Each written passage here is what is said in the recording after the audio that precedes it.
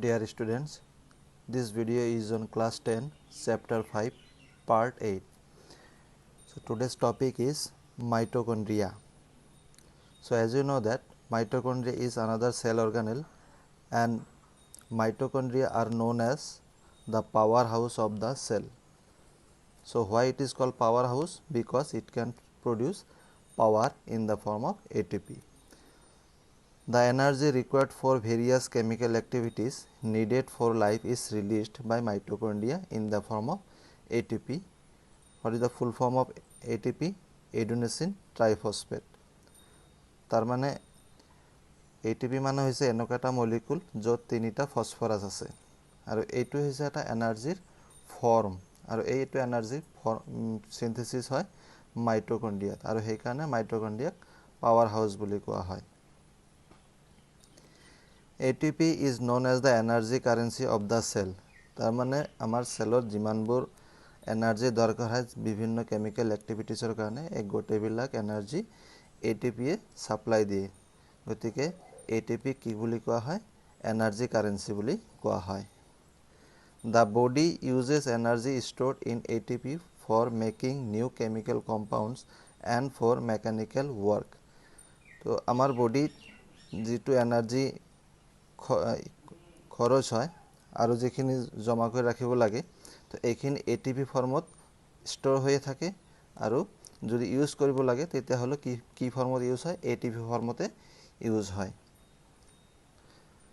Mitochondria have two membrane covering instead of just one. Mitochondriaর ভিতর দুটা covering আছে দুটা মেমব্রেন আছে The outer membrane is very porous while the inner membrane is deeply folded. Here structure to এনে ধৰণৰ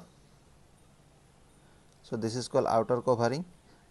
Outer covering কি থাকে এনেকা সৰু সৰু সৰু সৰু হোলস থাকে যাক আমি পৰাস বুলি কওঁ আৰু ইয়াৰ ভিতৰত যেটো মেমব্ৰেন আছে এই মেমব্ৰেনটো এনে ধৰণৰ ইয়াক ফোল্ডেড বুলি কোৱা হয় These folds create a large surface area for ATP generating chemical reaction গতিকে এই ফোল্ডিংৰ কামটো কি হ'ব এই ফোল্ডিং হোৱাৰ কাৰণে ইয়াক এটা লাৰ্জাৰ সাৰফেস এৰিয়া প্ৰোভাইড কৰিব পাৰে যাৰ ফলত ATP ফৰ্মেশন কি কৰিব পাৰে বেছিকে দিব পাৰে আৰু এই ATP বিলাক বিভিন্ন কেমিক্যাল ৰিঅ্যাকশন বিলাকত ইউজ কৰা হয় Mitochondria are strange organelles in the sense that they have their own DNA and ribosomes গতিকে আমাৰ সেলৰ ভিতৰত যিমানবোৰ সেল অৰ্গানেল আছে গোটেইবিলাকত কৈ এই মাইটোকন্ড্ৰিয়াৰ এটা নিজাববীয়া এটা গুণ আছে যে ইয়াৰ ভিতৰত নিজা DNA আছে আৰু নিজা ৰাইবোজোম আছে আমি জানো যে DNA মেটেৰিয়েলটো ক'ত পোৱা যায় নিউক্লিয়াছৰ ভিতৰত পোৱা যায় আৰু ৰাইবোজোমৰ কাম হৈছে প্ৰটিন সিনথেসাইজ কৰাৰ কাৰণে গতিকে মাইটোকন্ড্ৰিয়া নিজা প্ৰটিনও সিনথেসাইজ কৰিব পাৰে আৰু সেই কাৰণে ইয়াক এটা স্ট্ৰেঞ্জ অৰ্গানেলছ বুলি কোৱা হৈছে therefore mitochondria are able to make some of their own proteins আৰু সেই কাৰণে মাইটোকন্ড্ৰিয়া ইয়াৰ নিজা প্ৰটিন সিনথেসাইজ কৰিব পাৰে নেক্সট হৈছে plastids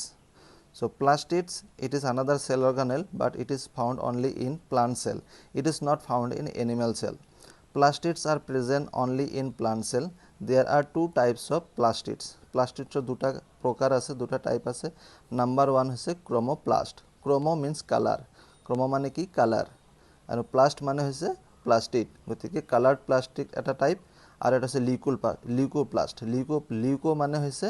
হোয়াইট অর কালারলেস গতিকে দুই ধৰণৰ প্লাস্টিক আছে এটা হচ্ছে ক্ৰোমোপ্লাস্ট আৰ এটা হচ্ছে লিউকোপ্লাস্ট ক্ৰোমোপ্লাস্টে কালাৰ সাপ্লাই দিয়ে আৰ লিউকোপ্লাস্টে ইয়াত কোনো ধৰণৰ কালার সাপ্লাই নিদিয়ে plastids containing the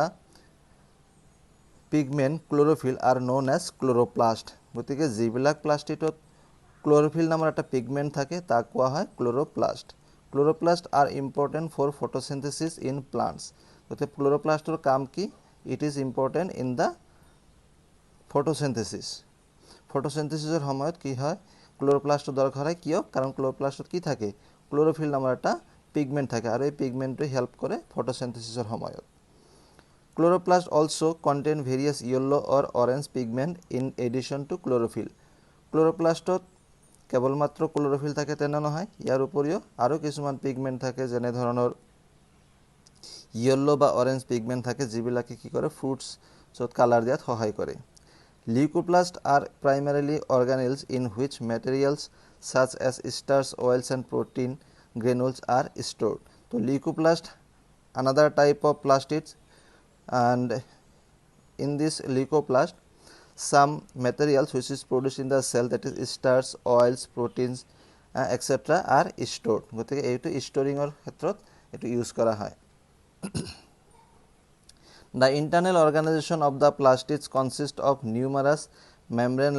layers embedded in material called the stroma. গতিকে প্লাষ্টিডৰ যেটো ইন্টাৰনাল অৰ্গানাইজেশন আছে এবিলাক কেইবাটাও মেমব্ৰেনৰ দ্বাৰা তৈয়াৰী আৰু এই মেমব্ৰেন বিলাক এটা আনটোৰ ওপৰত যেতে এমবেডেড হৈ থাকে হজুৱা থাকে তাক কোৱা হয় স্ট্ৰোমা Plastids are similar to mitochondria in external structure. Mitochondria আৰু plastidsৰ মাজত এটা মিল আছে কাৰণ এই দুটাই কি থাকে নিজা নিজা DNA আৰু রাইবোজোম থাকে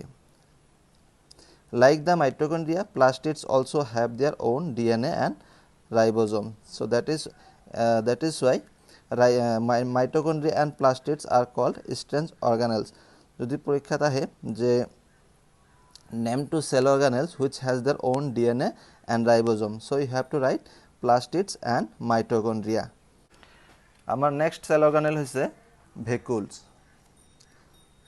Vacuoles are storage sac for solid or liquid contents. গতে ভেকুল আসলতে কি হৰ কাৰণে ইউজ কৰা হয় স্টোৰেজ সেক হিচাপে ব্যৱহাৰ কৰা হয় আৰু ইয়াতে কি স্টোৰ হ'ব পাৰে সলিড মেটেৰিয়েল আৰু লিকুইড মেটেৰিয়েল আমাৰ সেলৰ ভিতৰত বহুবিলাক মেটেৰিয়েলস থাকে এটো হ'ব পাৰে সলিড ফৰ্ম নাইবা হ'ব পাৰে লিকুইড ফর্ম এই গোটেইবিলাক ক'ত জমা হৈ থাকে ভেকুলছত জমা হৈ থাকে Vacuoles are small size in animal cells while plant cell have very large vacuoles. So already you have written in the difference between the plant cell and animal cell. য'ত আমি দেখিছিলো যে ভেকুল এনিমেলত থকা যিবিলাক ভেকুল আছিল হেবিলাক অলপ সাইজটো সৰু আছিল আৰু প্লান্টছত থকা যিবিলাক ভেকুল আছিল হেবিলাক অলপ ডাঙৰ সাইজৰ আছিল The central vacuole of some plant cell may occupy 50 to 90% of the cell volume. So cellor যেটো ভলিউম আছে তার 50 পৰা 90% ভলিউমটো কিহৰ দ্বাৰা অকুপাই হৈ আছে হেটো হৈছে ভেকুলৰ দ্বাৰা গতিকে ইয়াৰ সাইজটো বহুত বেছি In plant cells vacuoles are full of cell septs and provide turgidity and rigidity গতিকে প্লান্ট সেলত যেটো ভেকুল থাকে হেবিলাক কিহেৰে ভৰ্তি হৈ থাকে সেল সেপ মানে হৈছে সেলৰ প্লান্ট সেলৰ ভিতৰত যিবিলাক লিকুইড মেটেৰিয়েল থাকে তাক কোৱা হয় সেল সেপ আৰু এইবিলাকৰ দ্বাৰা কি হয় আমাৰ গছ এজোপা কি পায় ষ্ট্ৰেংথ পায় টাৰ্গিডিটি এণ্ড ৰিজিডিটি মানে হৈছে strength of the cell many substances of importance in the life of the plant cell are stored in vacuoles গতিকে যিমানবোৰ ইম্পৰ্টেন্ট সাবস্টেন্স আছে যিবিলাক প্লান্ট লাইফৰ কাৰণে দৰকাৰ হেবিলাক কোড জমা হয় থাকে ভেকুলছত জমা হৈ থাকে this include amino acid sugars various organic acid and some proteins so কি ইম্পর্টেন্ট মেটেরিয়ালস হ'ব পাৰে amino acids sugars organic acids and some proteins এই গোটেবিলাক কোড জমা হৈ থাকে ভেকুলছত in single celled organisms like amoeba the food vacuole contains the food items that the amoeba has consumed তো যিবিলাক সিঙ্গল সেল অর্গানিজম আছে যেনেকে এমিবা আৰু ইয়াৰ ক্ষেত্ৰত যেটো ফুড ভেকুল আছে এই ফুড ভেকুলতে কি কৰে ফুড আইটেমটো কন্টেইন কৰেই তাৰ উপৰিও ইয়াৰ যিমানবোৰ ডাইজেষ্টিভ যেটো সিস্টেম আছে এইখিনি ভেকুলৰ দ্বাৰা সম্ভৱ হয় In some unicellular organisms specialized vacuoles also play important roles in expelling excess water and some waste from the cell তো যেটো অলপ আগতে কলো যে ভেকুলসে কি কৰিব পাৰে it can remove the waste material from the cell each cell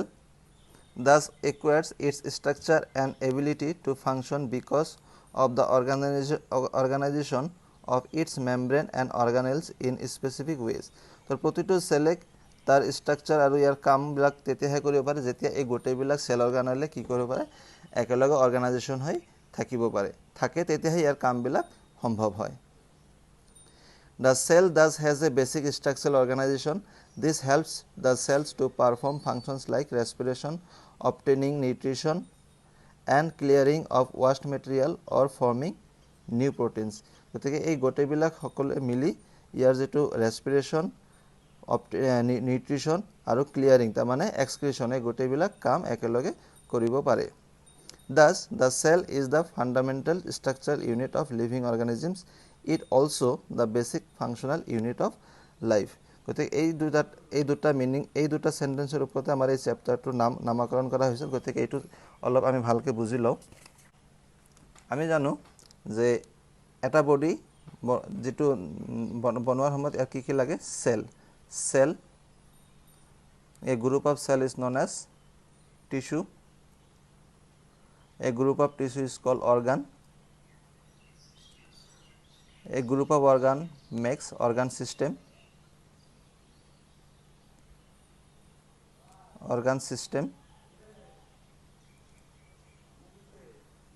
and a group of organ system makes the organism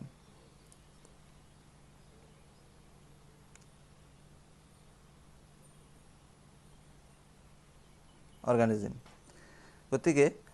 যদি কোনো এটা অৰ্গানিজমৰ যদি কোনো ফাংশন কৰিবলগীয়া হয় কোনো স্ট্ৰাকচাৰ দিবলগীয়া হয় তেতিয়াহলে এটো কৰবা দিব লাগিব সেল সেলৰ যেটো পৰিৱৰ্তন হ'ব সেই পৰিৱৰ্তনটো ক'ত যাব টিস্যুত যাব তাৰ পিছত যাব এটো অৰ্গানৰ পৰা যাব অৰ্গান সিস্টেমত তাৰ পিছত যাব অৰ্গানিজমত তো অৰ্গান সিস্টেম বহুত বেলেগ অৰ্গান সিস্টেম আমাৰ বডিত আছে যেনেকৈ digestive system respiratory system এক্সক্ৰিটৰি system এইবিলাকক কোৱা হয় অৰ্গান সিস্টেম কেইবাটা অৰ্গান সিস্টেম লগ লাগি এটা অৰ্গানিজম গঠন হ'ব পাৰে যদি এই অৰ্গানিজমটোত কোনো ধৰণৰ চেঞ্জ আহিবলগীয়া হয় তেতিয়াহলে তাৰ চেঞ্জটো ক'ত আহিব লাগিব তাৰ সেলত আহিব লাগিব আৰু সেই কাৰণে ইয়াক কোৱা হয় fundamental and structural unit of life so this is all about today's video thank you